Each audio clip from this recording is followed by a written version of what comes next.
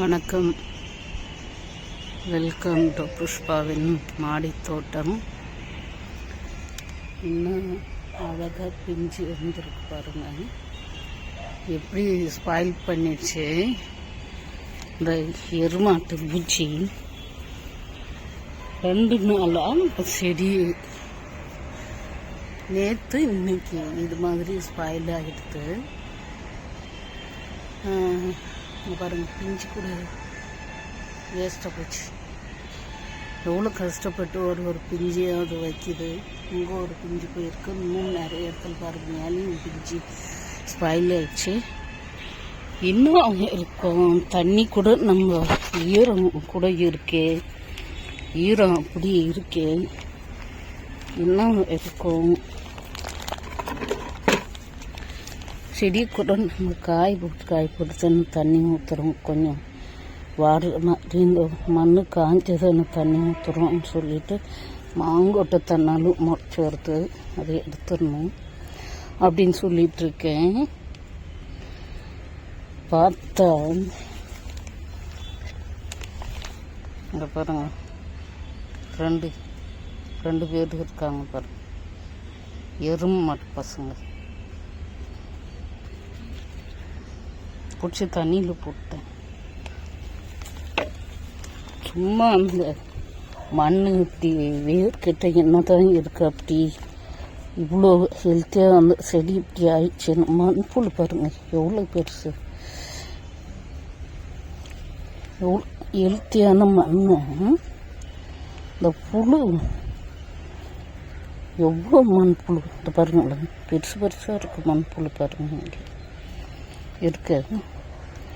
இந்த எருமாட்டு புழு எப்படி வந்துச்சோ இன்னும் கடிக்குதுங்க. அந்த வேரை அப்படியே பிடிச்சி இப்படி இப்படி இப்படி இப்படி இப்படி இப்படி கடிக்குது.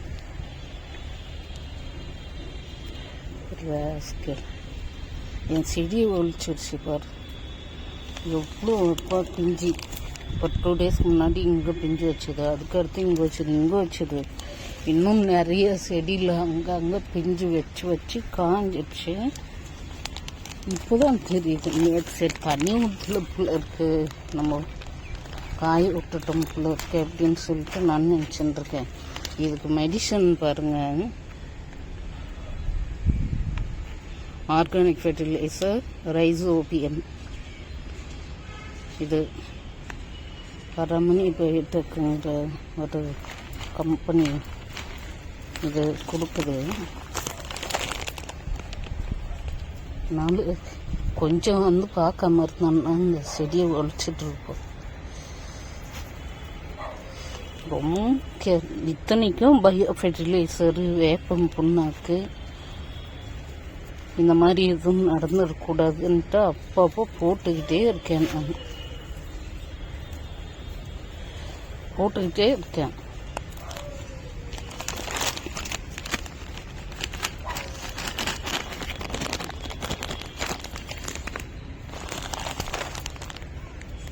நேற்று செடி வாட்டின உடனே ஒரு டவுட்டு வருது எனக்கு. இருந்தாலும் நம்ம வேப்பம் புண்ணாக்கு கொஞ்சம் போட்டு விட்ருவோம், பயோ ஃபெர்டிலைசர் கொஞ்சம் போட்டு விட்ருவோம்னு அதை மூணுத்தையும் சேர்த்து கரைச்சி கொண்டு வந்து இதில் ஊற்றிட்டு போகிறேன். அது காண்டாமல் இருக்குமாச்சே, எதுக்கும் சேர்த்துது. எப்படி பண்ணி வச்சிருக்கு, ரொம்ப ஃபீல் பண்ணுறேன். இன்னும் சேர்த்து அப்படியே பந்தல் ஃபுல்லாக, இந்த பந்தல் ஃபுல்லாக வாடி இருக்கு பாருங்க.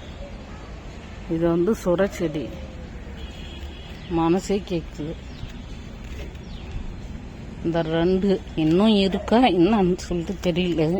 நம்ம வேர் பகுதியில் அதிகமாக நோண்டி இது பண்ணக்கூடாதுல்ல, ஏற்கனவே அது டிஸ்டர்ப் ஆகிருக்கு.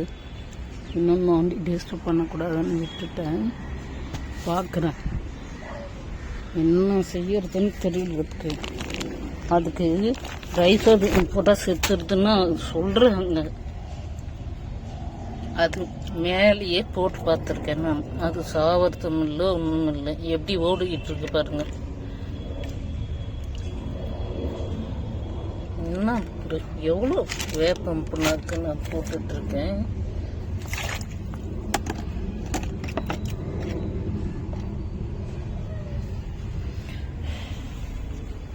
எப்படி பண்ணி விட்டுருச்சு இது பார்க்குறேன்.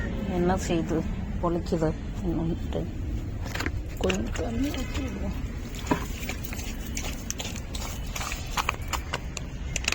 மண்ணுக்குள்ளு அப்புறம் இறங்கி அந்த மருந்து இப்படி இறச்சி விடுவோம்.